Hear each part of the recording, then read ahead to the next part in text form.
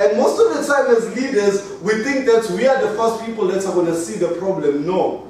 As a leader, someone else might see the problem, but you'll be the first to act.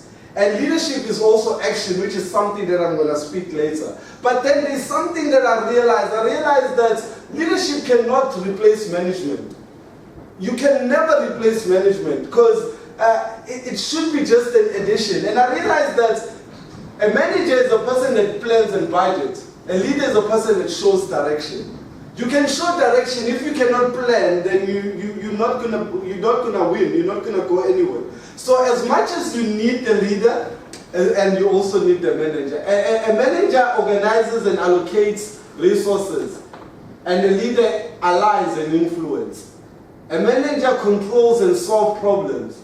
A leader motivates and inspires. Maybe some of you already have these criteria already on board. But then how do you then work yourself to the point that you know how to motivate the people that are around you? When you get in, you know what's right to say to people. And that's something that I want us to share today. On the book that I read it says on becoming a leader, there are certain different things that are picked out. One of that is that a manager administrates, the leader innovates. A manager is a copy. A leader is an original. And it's something that I was just talking about earlier on, where people are just photocopy of someone else. And one of an example that someone shared with me, my mentor, DJ Swu said there's a difference between an entrepreneur and a business leader. An entrepreneur is a person that takes risk. A business leader is a person that has strategies of how to make things happen. An entrepreneur can start a project, and a business leader will continue with the project. Your business leader or your business graduates are the people that one day will become CEOs of companies because they understand the running of a business. But an entrepreneur is a person that will start a project and sometimes not even be part of the project, but yet he owns the project. So the thing is, as a leader, they also maintain, but managers maintain and leaders develop. A manager focuses on systems and structures, as I was saying earlier on. So a manager is a person that focuses on will this work? They research and they fund and they get studies. Will this work? But then a leader focuses on people. And that's what our focus should be, because if you have people that are excited to work for you or excited to be part of your team, then you have the winning team. Because a lot of times the people that don't want to work with you, whenever you enter the shop and they even stop working, it's because people are scared of you.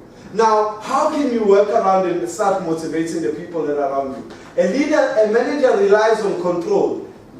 The leader inspires trust. Sometimes, a lot of times I've said to people, there are certain things that we do that we shouldn't even do. We shouldn't get people to fear us. We should get people to respect us. And another thing that I picked up is that a manager has a short-range view. A leader has a long-range perspective. And one thing that I've noticed with this, have you ever seen when you're sitting maybe with your CEO or anything, he tells you about all these big things and you're like, but we're still here. We're still in 2016 and yet this person is talking about 2018, but we're still here. A leader understands that he needs to work in a long-range view.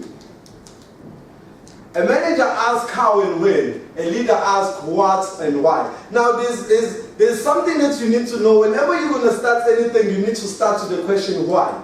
A lot of times when you're going to start with the question how, that is when you're going to start missing everything. Because how will limit you. Now when you start, how can I get to Mpangeni? And then I'm going to say, I need a car. I don't have a car. I need to go to the taxis and the taxis are on strike.